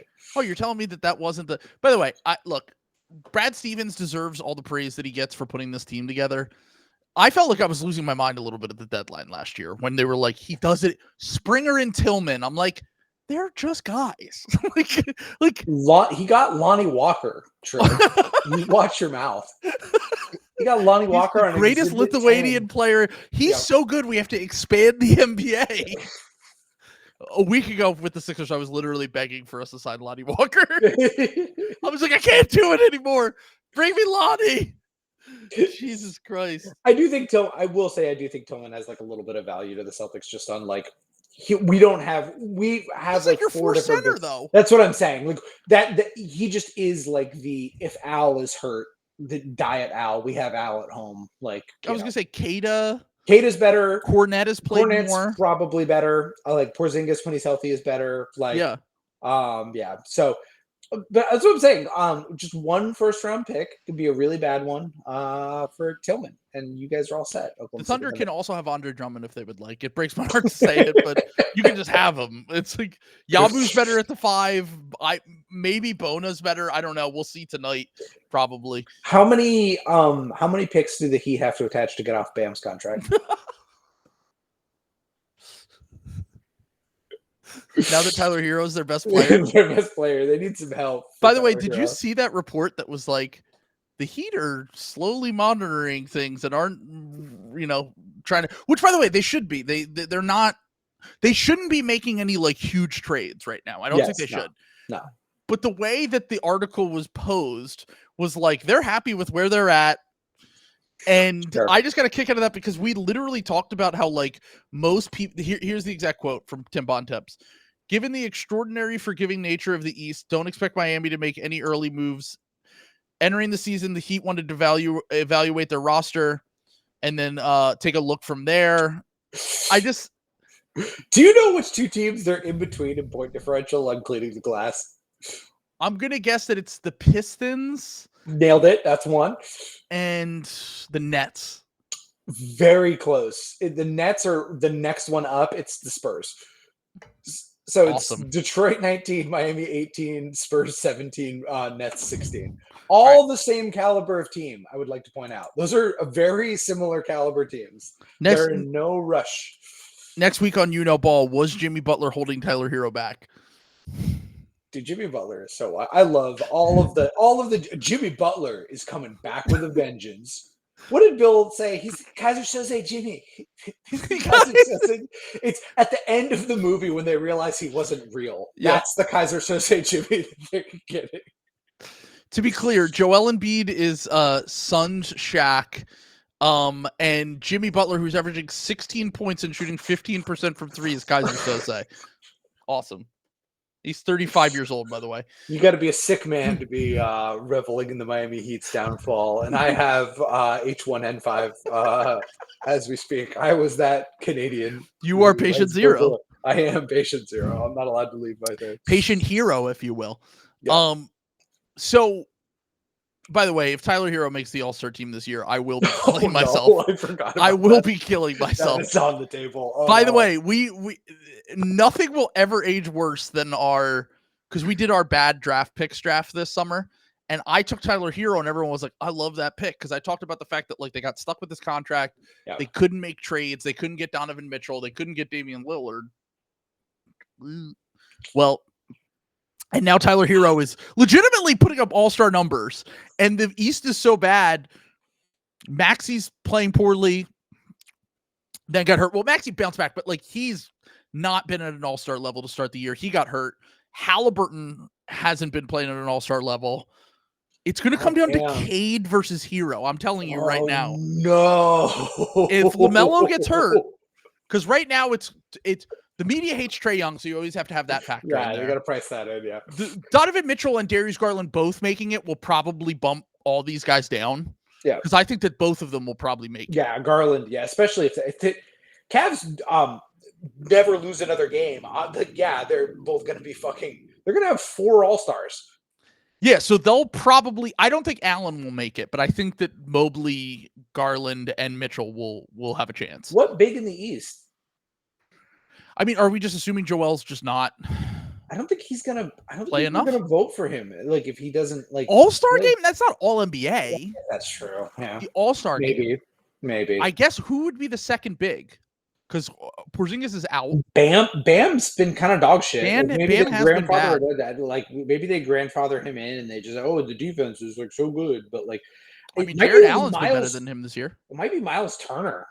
I think Turner's kind of sucked this year too. Okay, I'm not really. Yeah, I honestly only know that because a Pacers fan was saying that he's been struggling. So it's like Giannis.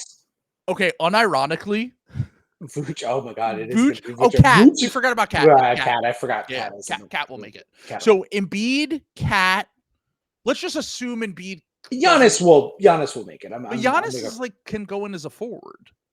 He plays forward in the All-Star game a lot. That's true. Yeah, you're right about that. So let's just say those two, and then there'll probably be a third big. I think they'll just give it to Mobley and say he's the center. Yeah. And then Allen won't make it. Yeah, that's probably true. But once again, they might get 3 All-Stars. They're definitely going to get at least 2. And then if you look at the guards, Brunson struggled to start the year, but Brunson's getting in. Let's be honest. Did you see Ethical Hoops' comment? The Schroeder and Hero backcourt in the All-Star game. Well, if you saw a photo of them, you would think one of them is German and the other one isn't. Yeah, exactly. So with Hero's current haircut. One is I'm not gonna touch that. Folks. Yeah, no, it's gonna be God, dude. I can't believe Cade versus Hero for the last All-Star spot. That is gonna possible. It could be Cade, Trey, Hero.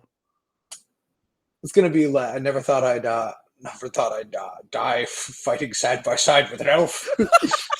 You're stumping for Tyler Hero to make the All-Star game just so you know. Other way around. Cade. Oh, you're stumping for Cade. Yeah, I'm stumping for Cade. Yeah, it's me and Ben Pfeiffer shaking hands, joining forces to neutralize the true evil of Tyler Hero All-Star game.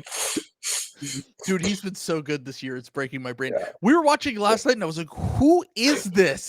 He hit like 4 threes in the last 2 minutes. I gotta admit, he was so much older in my mind. He's still 24. Yeah, he was like 19 when he came out. It was. I know, but like in my mind, I was like, "Oh, he's 25, right? Like he's 25 going on 26." No, he doesn't turn 25 until January. Do you know how old Zion is? Same age, right? 24? Zion is 24 and a half, like less than 24 and a half right now. Oh, God. Someone just sent in. Oh, no. Piss. Tyler Hero has better stats than Steph Curry to start the year. The impact metrics won't be close to this, though, because Steph's on-offs are insane. But I don't like this. Yeah, I don't. Me, this summer, I'll do anything for Jimmy Butler and Bam to eat shit this season. Monkey's paw curls. Tyler Hero All-Star game. All-Star berth. No! And by the way, most improved player too right now. I know it's only 10 games. I don't want to overreact. Yep. But if you were to talk about front runners for most improved player, Buddy Hield, Tyler Hero, Zubac, Franz Wagner. I'm just saying. Yeah. That's probably the Norm Powell. That's another good one. Franz Wagner's yeah. Well, Franz Wagner, since Paulo went down, they've asked him to scale up, and he struggled the first few games, but he's been cooking the last few. He was fucking hooping last night. Like, he had what, 26 in the first half? Yeah. I mean, I'm just looking at Franz's stats right now. Yeah. 21 points a game, 5.3 rebounds, 4.6 assists, 1.5 steals. Still only shooting 32% from 3, but he's shooting 48.3% from the field. Those are going to steadily go up as Paulo's out too. He's got a chance. He's definitely got a chance. But all right, anything else you want to say before we get out of here? Are the Orlando Magic better without Paulo Banchero? No, actually, this is the first year where they've been great with him and without him on the court. Like their on-offs are good either way, which to me says that when he comes back, if he can get healthy, they're going to be a force. We were right about them. He just got hurt. Yeah. We were right about them being one of the three best teams in the East. Yeah. They're the obvious. They were the obvious. We undersold the Cavs. I think we both. Mm-hmm. Oh my God, dude. They haven't, by the way, we're recording this before the Sixers play the Cavs. You'll be listening to this in the future. The Sixers will be beating the Cavs. I think it's the funniest possible outcome. Second half of a back-to-back, no Embiid, no Paul George, no Maxey. The Cavs are undefeated. I think the Sixers are going to win this game. Big-time trap game. No, Drummond's out. The Sixers are winning this game, dude. Yabu at the 5. At center? Mm-hmm. Who's the next? Eric Gordon is playing backup center tonight. Backing up starting center. First off, respect KJ Martin / at Adem I think we're going to get Bona real minutes. Bona minutes. Yeah, we're going to get Boner jams tonight. Some Bona jams. But just hang with me. At a minimum, this game is going to be tied in the third quarter.